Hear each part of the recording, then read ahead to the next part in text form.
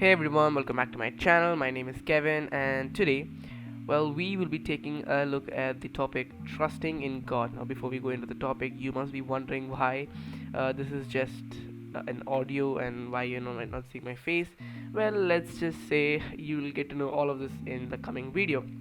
And today's video is just it'll be just a small introduction video for the upcoming video on next Sunday. So yeah, let's get right into the video.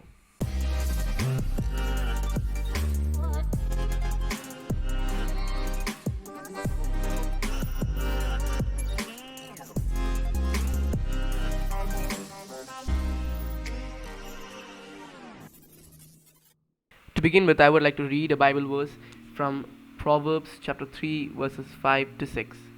Trust in the Lord with all your heart, and do not lean on your own understanding. In all your ways acknowledge Him, and He will make straight your path. You see, we all know that we have to trust God.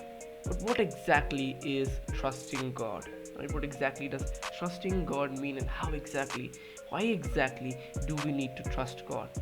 Well, you see, trusting in God is basically about trusting that Jesus, the Son of God, came to this world 2000 years ago to come to this world to preach, to share about His life, to share the plan of God, and to die for us.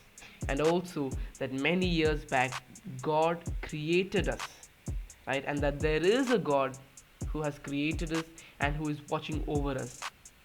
In this time, we see science and technology growing, and that they have answers for everything. But then that is where the main part of trusting in God comes in. You see, at this time it is very difficult, or at least during the times that we are living in right now, it is very difficult to trust God, because the circumstances around us prove that there is no such thing either as God, or even if Jesus had come, His miracles, the resurrection, all of it could be a fake, right? And this is what the society and most of the sciences share. But then we have to trust in God, just like how Jesus says to Thomas, right? Jesus says that blessed are those who do not see but yet believe, right? Thomas tells other disciples when he comes back, right? The disciples tell Thomas that, you know what, we have seen the Lord has truly resurrected. And Thomas says, I do not believe until I see Him, until I see the mark on His hands, right? And so Jesus comes to Thomas and says, you see, and now you can believe. But blessed are those who have not seen but still believe. That is where we play. That is what people after the time of Jesus have to do. We have no chance of seeing whether or not Jesus truly resurrected or not, but then we have to believe. It is our duty to believe. Why? Because Jesus believed in us. Lord believed in us. Isaiah chapter 26 verses 3 says, you keep him in perfect peace, whose mind is stayed on you, because he trusts in you, right? Isaiah says that you need to give the Lord everything that He requires.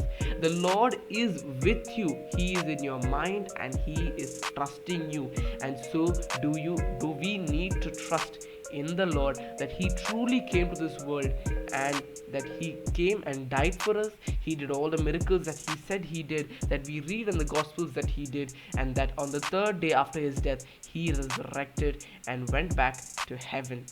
Right? Let's end with a prayer. Lord Heavenly Father, we praise and thank you, Lord Jesus, in a special way, Father Lord Jesus.